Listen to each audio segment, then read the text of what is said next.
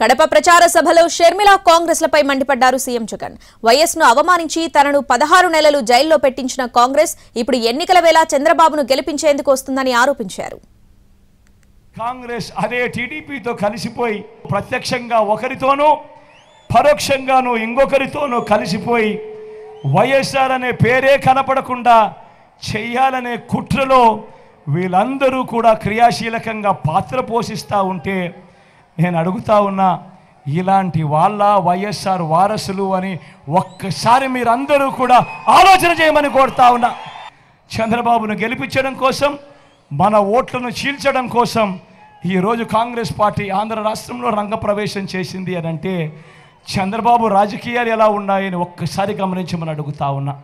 ఇదే చంద్రబాబు మనిషి రేవంత్ రెడ్డి. ఒకవైపున పట్టపగలు బీజేపీతో కాపురం చేస్తాడు, రాత్రిపూట కాంగ్రెస్తో కాపురం చేస్తాడు ఈ పెద్ద మనిషి చంద్రబాబు.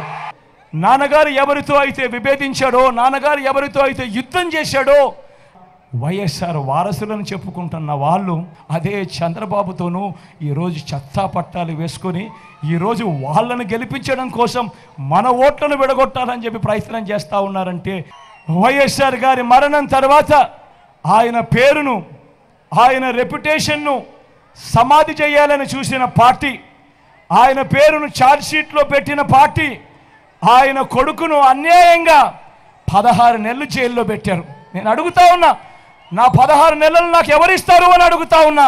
ఇంత అన్యాయంగా జైల్లో పెట్టిన పార్టీ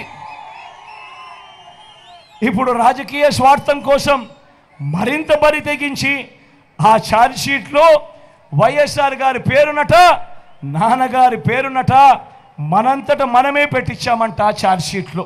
అసలు ఈ పార్టీకి మానవతా విలువలు ఉన్నాయా అని, అసలు ఈ పార్టీకి కృతజ్ఞత అనే పదానికి అర్థం తెలుసా అని ఒక్కసారి ఆలోచన చేయమని కోరుతా ఉన్నా. నాన్న చనిపోయింది 2009.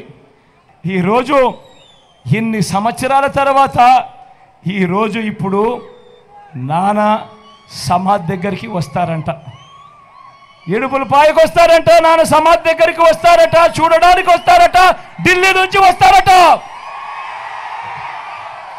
ఇన్ని సంవత్సరాల తర్వాత వస్తారట, ఎన్నికల వేళ వస్తారట, ఎన్నికల కోసం వస్తారట. ఆ పార్టీకి ఆంధ్రప్రదేశ్ ప్రజలు, వైఎస్ఆర్ గారి అభిమానులు ఏనాడో సమాధి కట్టారు ఆ పార్టీకి.